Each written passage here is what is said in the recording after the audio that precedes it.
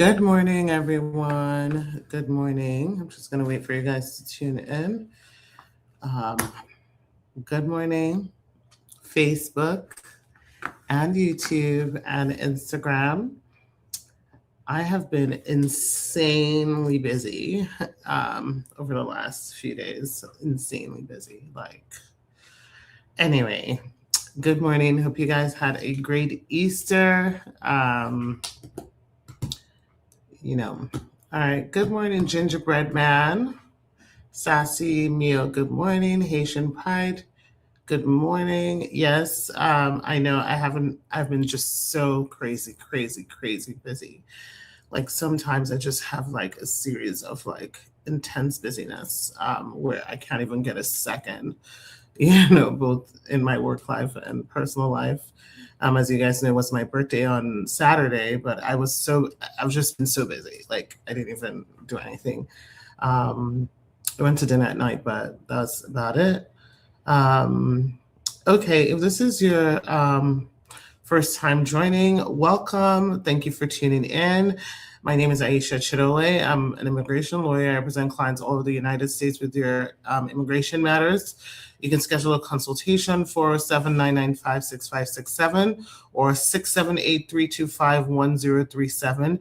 You can also send a WhatsApp to 404-333-8751. We don't take phone calls on the WhatsApp number, so you can definitely schedule a call there. Message us there though. If you didn't get the phone number, it's on my profile in all my platforms or on the website, chidolelaw.com. You can do that, as well. Someone is asking, are prima facies being almost 2 months late normal? Is there a problem? That's normal. Prima facie determination letters are always late, and that late at that. So that's normal. That's just how they are. Okay, thank you so much. 69, lucky girl. Someone is asking, do we pay an annual fees? I don't know what you're referring to.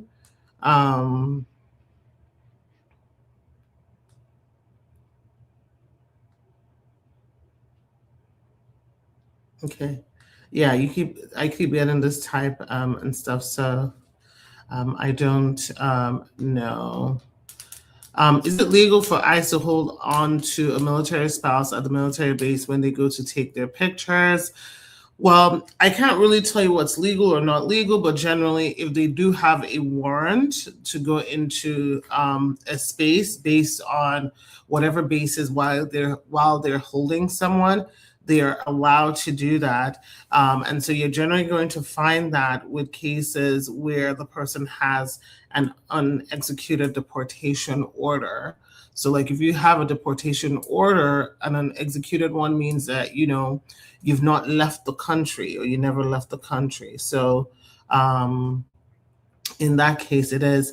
I had a great interview this morning. My client got approved for citizenship this morning and naturalization. Everything was scheduled for May 14th. So that was exciting this morning. But it was interesting though, because this person needed an N648, which is basically a disability waiver, which was very clear from her condition that she needed that. The officer denied the waiver, but still went ahead and approved her because she was still able to pass. And so it was good that, we were prepared just in the event that she was denied, like for her to study and pass the exam, the written, the visual portion and the civics test. So thankfully that went well. Someone said, in your last video, you mentioned that one of your clients got their green card and VAWA approved after the expedite was approved. Now I have an expedite approved since 2023 and nothing yet. What can I do? Ahmed, the answer for you is going to be, depends on what country you're from. It depends on what country you're from. So without you telling me that, I can't really, answer the question. But yes, you also forgot to mention the part that I said in the last video, that because you get an expedite approved does not mean that your case is going to be approved. That's number one.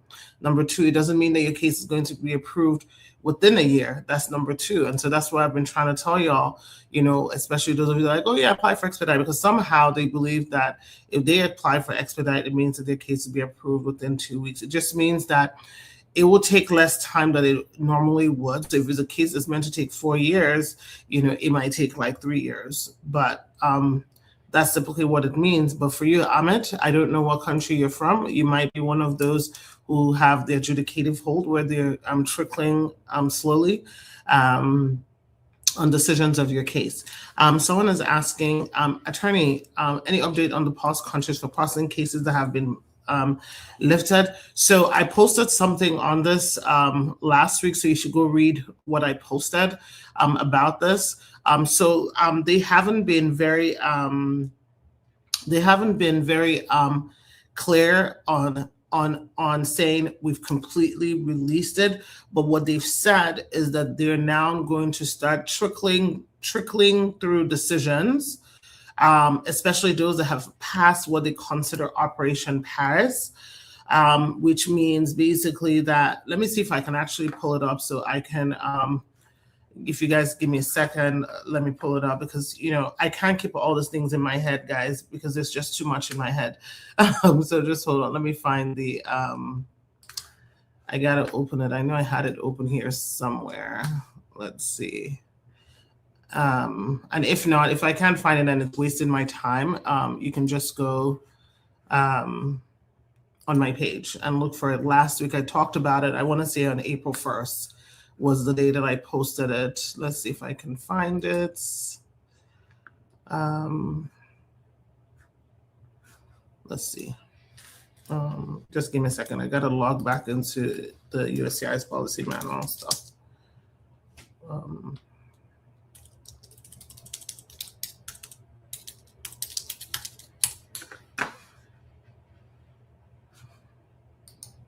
Yeah, it's going to take me a little bit to find it. So unfortunately, I can't go over it because I'm going to be wasting, you know, my time and everybody else's time.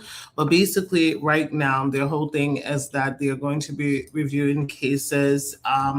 Sometimes they're going to re-biometric. They're going to redo a new biometric. Sometimes they're going to re-review or re-interview certain cases. For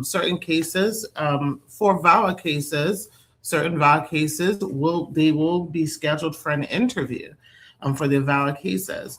So, you know, in the past, they didn't do VAWA interviews, and then towards the end of President Biden's tenure, they started doing VAWA interviews. Granted, we still haven't seen a lot, but those are some of the things that they are wanting to do to ensure that people are genuinely filing VAWA cases, that they truly know what it is that they filed, because there are some people, of course, just filling out random applications, don't even know what they filed for. They don't know, they don't truly qualify for VAWA, or they don't even have like, you know, a qualifying relative, like they're just applying, you know, or whatever it is. So they're being very judicious with those, and every case type really. So, you know, we just got like a slew of interviews for people from these countries. So let's see what happens in the interviews, if we're going to finally start getting some decisions. But there's not been like a general announcement that just specifically says, oh, yay, we've lifted everything. It's just what they're doing is they're taking their time in reviewing these cases and approving them. So, you know, expect to see slower approvals of your cases.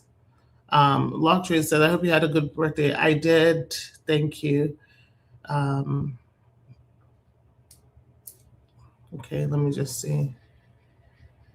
Someone said, I think she's reading on Facebook Live. I don't know what that was in reference to, but yes, I was trying to get information from the policy manual, but I just can't find it right now, and it's just going to take me too long. I have so many. If you see my I have too many tabs open. I have a work permit through VAWA. I'm waiting for my green card. Can I travel locally by flight to another state without issues at the airport, as long as you don't have an arrest of any kind? Sure, you can.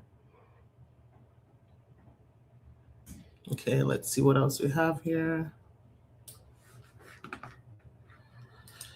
I'm eligible for citizenship this year, but they're saying I should wait. Who is they? Who is they that is saying that you should wait?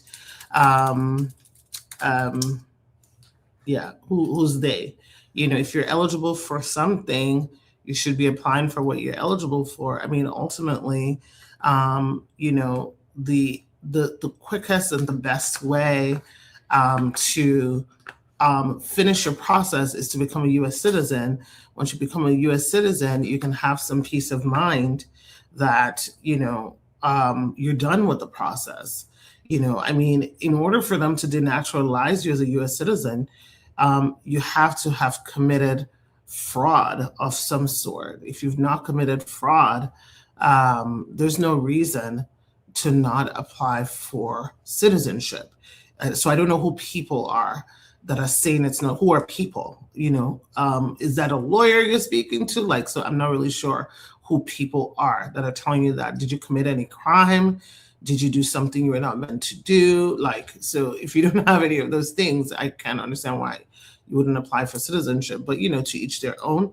And so you said you're from Egypt and you're the one who filed for VAWA in 2022. Yeah, so you are one of the people that come from a country that's part of the adjudicative hold. So, that will definitely play in as to your own delay, even though they gave you an expedite in 2023, that will still play in just because, again, you're from a country that basically they're kind of using a fine-tooth comb to review.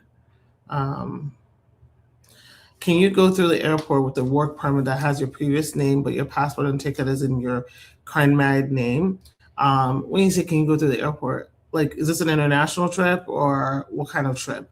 Take your marriage certificate or whatever it is that proves the both names. It's a bit of a headache. So once you come back, definitely make sure you get that taken care of.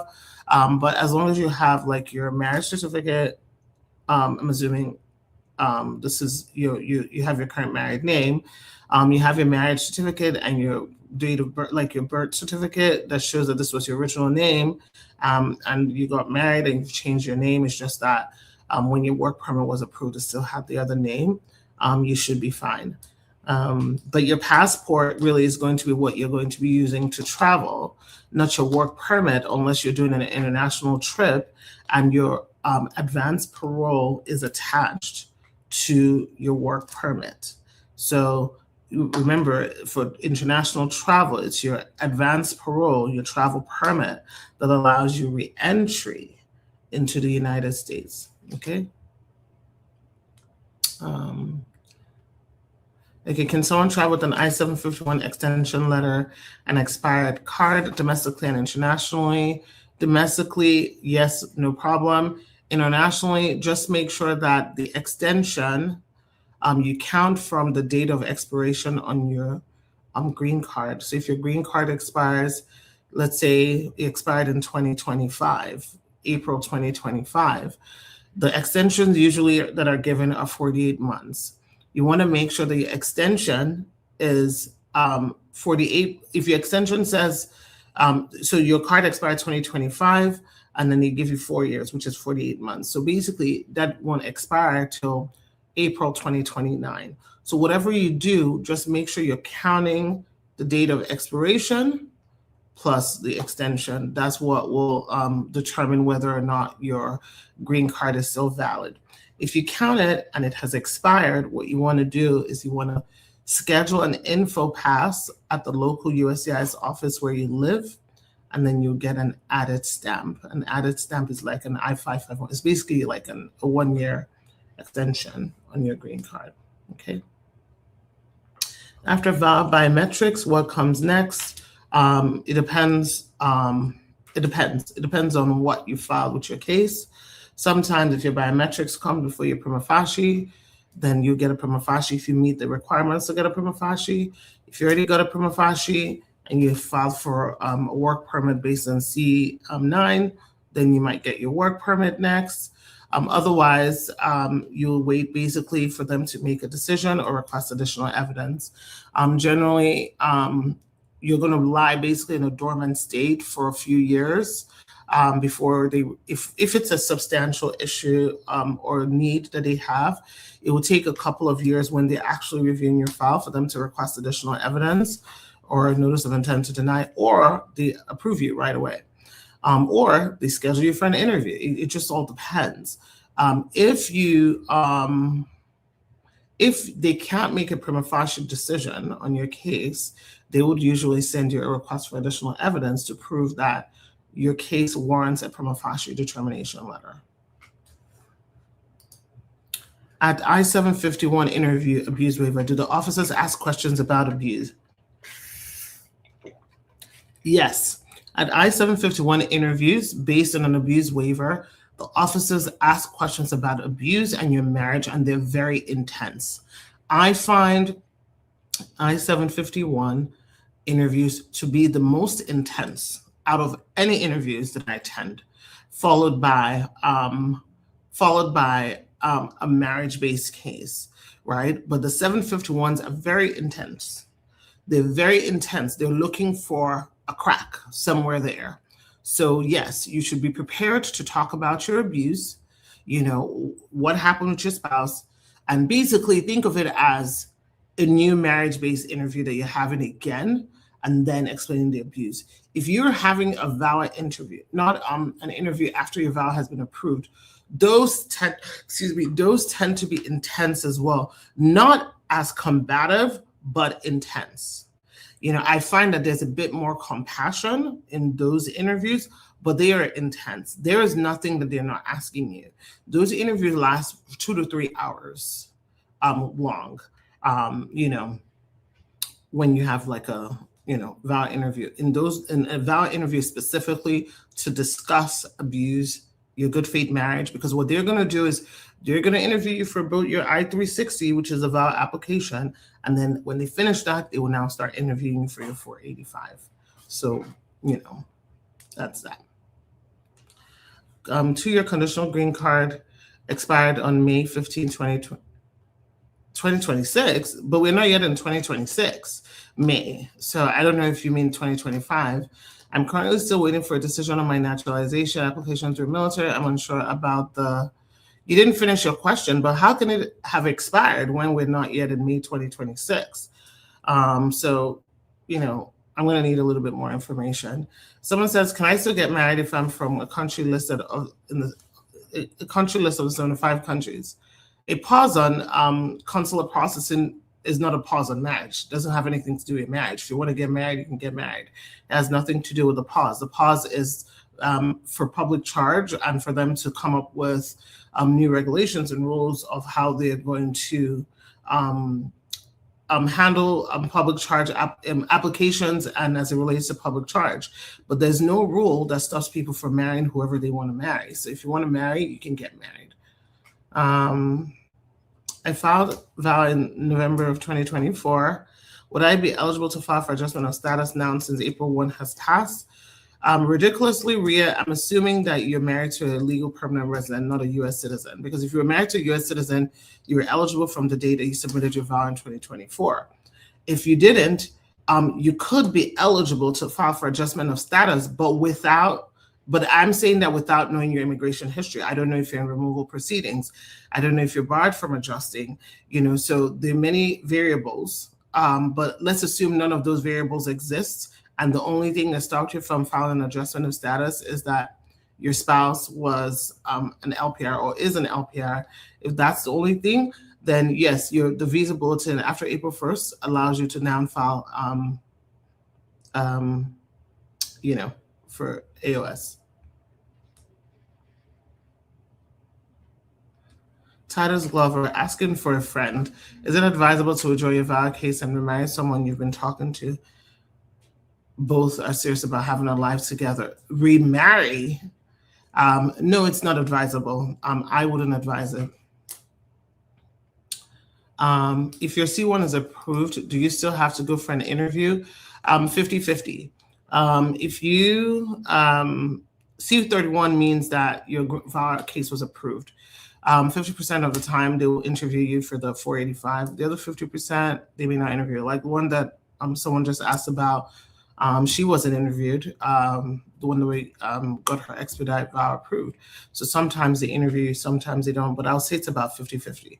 And, you know, before someone asks me who gets interviewed, I honestly don't know, because there's no, you know, certain things you see a pattern, other things you don't really see a pattern. And it could also be just the officer, the field office. Some officers want to, you know, interview everybody. You know, some are like, you know, I have enough here to say this person is admissible. So all just really depends.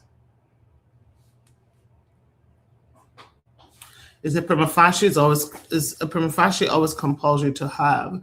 A prima facie is required in order for your VAWA to get approved. If your prima facie is not approved, your VAWA is not going to get approved. So I hope that answers your question. But also, if you don't have a prima facie, sorry, no, let me correct myself. If you have a prima facie, it's not a guarantee that your VAWA, it's not a guarantee that your VAWA will be approved because you got a prima facie determination. So I hope that makes sense. So in order to be approved for VAWA, you need a prima facie determination that your VAWA case is approvable. However, a prima facie determination doesn't guarantee an approval of your VAWA case.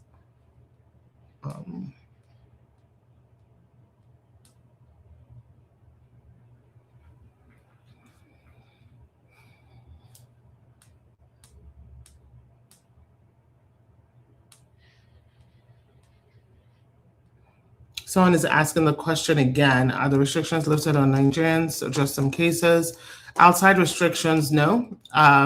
Meaning if you have a ban from outside of the United States, remember the ban and the pause are two different things. Ban, the answer is no, those have not been lifted. Remember I told you guys, and I've always been telling you guys, they said they're going to review those every 6 months. It just happened in January. We're only 3 months in, so nothing there yet. As far as whether the pauses have been lifted, you know, as I mentioned earlier in this consult, they're starting to do it on a case-by-case basis. But honestly, until I see one physically on my desk where they have made a positive, meaning they've made a decision, I can't tell you for a fact. You know, I can tell you that we started to see more scheduling for people from these 39 countries here in the U.S., but, you know, we've not gone on interviews. So I can't tell you yet whether those ones will be approved or not, but basically they're looking at it on an individual one-on-one basis is what they said. So if you guys just scroll down to my posts, I want to say it was April 1st that I posted it. I can't find it right now, and I can't get off live to go look for it, but that I did summarize what they issued on March 31st, how they're going to look at it. I'm going to answer one last question, and then I got to go. What is the difference between a waiver and VAWA? So I'm assuming you're talking about an I-751 waiver based on abuse and VAWA.